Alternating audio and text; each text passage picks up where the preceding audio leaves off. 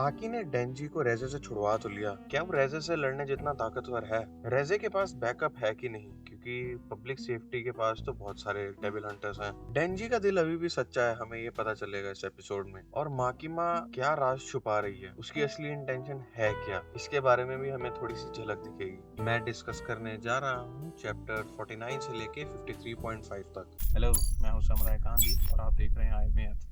आकी रेजे के ऊपर अटैक करने के लिए आगे बढ़ता है, बट फ्यूचर डेविल की मदद से वो एक विजन देखता है जिससे कि वो पीछे हट जाता है और उसके अटैक को डॉज करने लग जाता है। रेजे को ये समझ में आ जाता है और वो अपनी बाजू को एक मिसाइल में कन्वर्ट कर लेती है और जमीन पे मारती है, जिससे काफी बड़ा एक्सप्लोजन होता है। रेजे को भी उस ब्लास्ट का धक्का लगता है और पीछे चली जाती है, बट हमें ये रियलाइज होता है कि वॉयलेंस फील्ड ने आकी को टाइम पे पीछे खींच लिया था, जिससे कि उस पे ब्लास्ट का कोई इफेक्ट नहीं हुआ। वॉयलेंस फील्ड लेट होने के लिए माफी मांगता है। आकी बोलता है वो इतना खुश कभी भी नहीं हुआ एक डेविल को देख के। वॉयलेंस फील्ड और आकी रेजे की तरफ देखते हैं, जो कि टाइम आउट मांग रही हो क्योंकि उसका बहुत ही ज्यादा ब्लड लॉस हो चुका है उन दोनों से लड़ते हुए, जो कि अनफेयर है। वॉयलेंस फील्ड सार्केस्टिकली बोलता है कि उनको हैंडीकैप का फायदा उठाना चाहिए, बट आकी इस चीज को मना कर देता है। रेजे बोलती है कि उसने ये ऐसे ही बोला था। एक पास की बिल्डिंग में बहुत बड़ा टाइफून आ जाता है। टाइफून डेविल को फाइट ज्वाइन करने में इंटरेस्ट है। हमें दिखाई देता है कि पास में ही एंजल डेविल मलबे में फंसे हुए लोगों की लाइफ एनर्जी खींच रहा है और उनको आराम से मरने दे रहा है। ये सब कुछ करते करते डेंजी के पास पहुंचता है। डेंजी को बीम ने बहुत ही कस के पकड़ा हुआ होता है और एंजल डेविल उसको अपना खून देता है। खून पीने के बाद डेंजी की ताकत पूरी हो जाती है और वो उठता है। बीम ये देख के बहुत खुश होता है और बोलता है डेंजी बहुत ही ज्यादा कूल है। एंजल डेविल डेंजी से क्वेश्चन करता है क्या वो रेजे को अपना दिल देना चाहता है या मारना चाहता है या उसके हाथों मरना चाहता है। डेंजी सोचकर बोलता है कि उसको मारना ही सबसे आसान चॉइस है, बट डेंजी को ये भी पता है कि रेजे बहुत ही ज्यादा ताकतवर है। एंजल डेविल बीम से एडवाइस मांगता है क्योंकि उसको चेनसॉ डेविल की ज्यादा नॉलेज है। बीम अपना सजेशन देता है डेंजी को कि उसको अपनी चेनसॉ इस्तेमाल करके स्पाइडरमैन की तरह घूमना चाहिए। डेंजी ये सुन के बहुत ही ज्यादा एक्साइटेड हो जाता है क्योंकि वो अपनी पावर को किसी और तरीके से भी इस्तेमाल कर सकता है। बीम अपने आप को शार्क में बदल लेता है। डेंजी भी तैयार होके बीम के ऊपर चढ़ जाता है और वो अपनी चेनसॉ को एक रोप की तरह इस्तेमाल कर सकता है, जैसे कि घोड़े को कंट्रोल करते हैं। बीम और एंजल डेविल इस हरकत से बिल्कुल भी खुश नहीं होते। डेंजी उन दोनों को इग्नोर मार देता है और फाइट की तरफ चलते हैं। जैसे ही वो फाइट की तरफ आगे जाते हैं, आकी भी सरप्राइज हो जाता है और रेजे भी। फाइट की तरफ बढ़ते हुए टाइफून डेविल उनको बहुत ही एक्साइटेडली ग्रीट करता है। अब बॉम्ब गर्ल और टाइफून डेविल दोनों की स्ट्रेंथ मिल जाती है और बहुत ही ज्यादा तबाही मचाती है। वॉयलेंस फील्ड बोलता है कि वो कुछ भी नहीं कर सकते, वो सिर्फ डेंजी और बीम की स्ट्रगल देख सकते हैं रेजे और टाइफून डेविल के अगेंस्ट। लड़ते हुए डेंजी रेजे की लेग काट देता है। टाइफून डेविल रेजे को थोड़ा ब्लड देता है जिससे कि वो हील हो जाती है। रेजे और डेंजी लड़ाई से बहुत ही ज्यादा एक्साइटेड हो रहे होते हैं और बहुत ही ज्यादा खुश हो रहे होते हैं क्योंकि वो अपनी फुल ताकत यूज कर सकते हैं और कंटिन्यूअसली लड़ सकते हैं। इतनी तबाही में और इतनी हवा के अंदर लड़ते लड़ते एंजल डेविल उड़ जाता है। आकी उसको पकड़ता तो है उसकी शर्ट से, बट उसकी ग्रिप ढीली होती जा रही है जिस साइन पोस्ट को उसने पकड़ा होता है। एंजल डेविल आकी को बोलता है कि वो उसको छोड़ दे क्योंकि उसने अपनी डेथ एक्सेप्ट कर ली है। आकी की ग्रिप धीरे धीरे एंजल डेविल से छूट रही होती है और वो अपनी आंखें बंद करके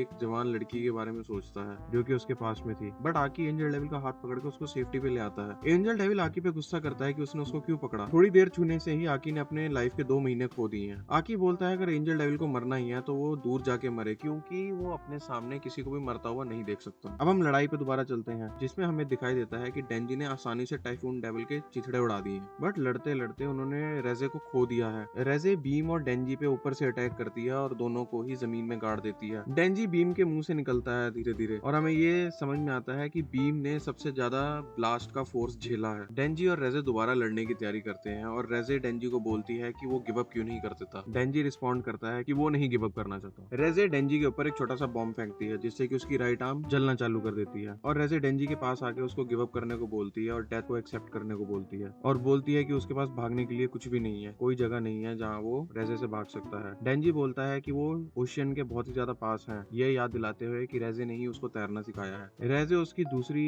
बाजू के ऊपर भी छोटा सा बॉम्ब फेंकती है जिससे डेंजी की दूसरी बाजू पे भी आग लग जाती है। जैसे ही धुआं हटता है हमें ये दिखाई देता है कि डेंजी ने अपनी बाजू बचा के रखी हुई है चेन सॉ की चेन की मदद से और वो चेन सॉ की चेन से रेजे को पकड़ के बांध देता है और ओशियन के ऊपर कूद जाता है। रेजे गीले होने की वजह से फट नहीं सकती तो इसलिए वो डूबने लग जाती है। रेजे अगले दिन होती है अपनी ह्यूमन फॉर्म के अंदर। डेंजी उसके साथ ही लेटा होता और साथ में ही एक बेहोश भीम भी लेटा होता है। रेजे डेंजी से पूछती है कि उसने क्यों बचाया उसको। डेंजी जवाब देता है कि उसने अपनी खुशी के लिए किया जो भी किया। अगर डेंजी रेजे को पकड़ लेता या वो मर जाती तो डेंजी को अच्छा नहीं लगता और उसको ये थॉट हॉन्ट करती रहती for the rest of his life. रेजे डेंजी को याद दिलाती है कि वो अभी भी उसको आसानी से मार सकती है। डेंजी डेंजी बड़ा ही चीकी रिप्लाई करता है कि अगर वो मरेगा ही तो एक खूबसूरत औरत के हाथ से तो मरेगा। रेजे हंसने लग जाती है और बोलती है कि वो असल में उसको कभी भी लाइक नहीं करती थी। जब भी रेजे ने फ्लर्ट किया है डेंजी के साथ, वो सब कुछ एक प्लान का हिस्सा था। जैसे ही रेजे जाने लगती है, डेंजी उसके साथ भागने का सजेशन देता है। रेजे इस चीज पे सवाल उठाती है। डेंजी रेजे को बोलता है कि वो उसको सच में चाहता था, अगर सब कुछ जो भी हुआ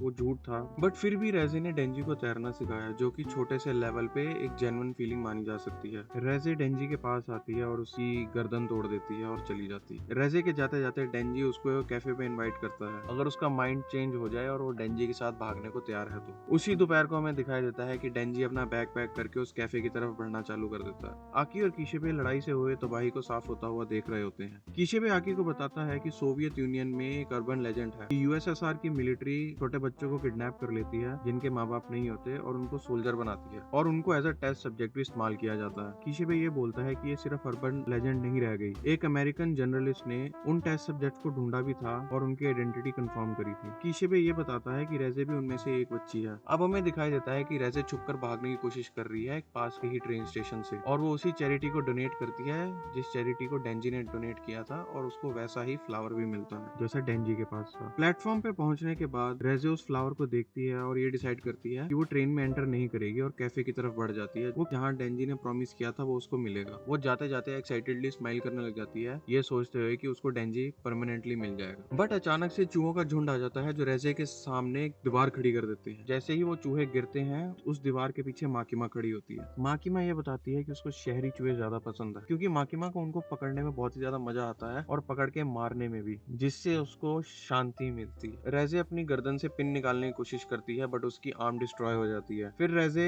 एक छुपा हुआ नाइफ निकालती है और माकिमा की पीठ में घोपने की कोशिश करती है, बट रेजे के ऊपर एंजल डेविल अटैक कर देता है छत से। रेजे का खून बहते हुए रेजे आखिरी बार ट्राई करती है कि वो अपनी गर्दन से पिन खींच ले, बट माकिमा उसका हाथ लेती है और उसको रोक देती है। कैफे की तरफ देखते हुए रेजे ये सोचती है कि उसने डेंजी को पहली रात क्यों नहीं मारा, क्योंकि वो भी कभी भी स्कूल नहीं गई थी और वो ये चीज सोच के बहुत ही ज्यादा एक्साइटेड थी कि उसको स्कूल जाने को मिलेगा। माकिमा एंजल डेविल को बोलती है कि अच्छा हुआ एंजल डेविल आकी को यहाँ नहीं लेके आया, क्योंकि आकी को अच्छा नहीं लगा माकिमा ने एक खूबसूरत लड़की को मार दिया। एंजल डेविल इस बात से एग्री करता है और चूहे की तरफ देखते हुए बोलता है क्या ये शहर अच्छा लग रहा है उसको। कैफे के अंदर डेंजी बहुत ही नर्वसली बैठा होता है एक बुके को पकड़ के। कैफे का ओनर डेंजी को बोलता है कि उसके लिए जो लड़की परफेक्ट है वो जल्दी आ रही है। डोर खुलता है और अंदर आती है पावर, जो कि बोलती है कि वो डेंजी की सेंट यहाँ तक सूंघते हुए आई है क्योंकि उसको काम पे वापस आने की परमिशन मिल चुकी है। डेंजी बहुत ही ज्यादा उदास हो जाता है और पावर उसके पास आके बैठ जाती है। पावर ये सोचती है कि डेंजी ने जो फूल पकड़े हुए हैं वो उसके लिए हैं और वो उससे वो फूल मांगती है। डेंजी वो सारे फूल पावर को देखते हुए खा जाता है और हंसता है। डेंजी को दोबारा वही सपना आता है कि वो एक दरवाजे के सामने खड़ा हुआ है और पोचिता उसको ऑर्डर देता है कि वो कभी भी ये दरवाजा ना खोले। अगले दिन ब्रेकफास्ट पे डेंजी परेशान होकर बैठा होता है और पावर कंप्लेन कर रही होती है कि मियावी उससे ज्यादा प्यार करने लगी है। डेंजी इस बात को इग्नोर कर देता है और ये सोचता है कि कैसे आकी की बनाई हुई कॉफी उसको रेजे की याद दिलाती है, कैसे रेजे ने उसका दिल पूरी तरीके से तोड़ दिया और डेंजी का एटीट्यूड लाइफ को लेके पूरी तरीके से चेंज हो गया। बट वो एटीट्यूड दोबारा ठीक हो गया जब माकिमा ने पेड वेकेशन की बात करी और डेंजी खुशी से कूदने लग गया। आकी और डेंजी दोनों ही फटाफट एग्री हो जाते हैं इस बात को। पावर भी आने की कोशिश करती है। जब वो ये ट्रिप डिस्कस कर रहे होते हैं, बहुत ही सारे डेविल हंटर्स रूम के अंदर आ जाते हैं। माकिमा की एफर्मेशन के बाद वो न्यूज दिखाते हैं जो फाइट रेजे के अगेंस्ट हुई है। माकिमा ये एक्सप्लेन करती है कि पब्लिक सेफ्टी ब्यूरो ये फाइट को सेंसर करने में नाकाम हुआ, तो पब्लिक को चेनसॉ मैन की एग्जिस्टेंस के बारे में पता है। पावर और डेंजी इस बात को इग्नोर करते हुए अभी वेकेशन प्लानिंग डिस्कस कर रहे होते हैं, बट माकिमा उनको इंटरप्ट करके ये बोलती है कि वेकेशन तो सिर्फ एक बहाना था उनकी एब्सेंस को छुपाने का। असल में उनको अंडर प्रोटेक्शन डाला जा रहा है ताकि फॉरेन एंटिटीज उनको असैसिनेट ना कर पाए।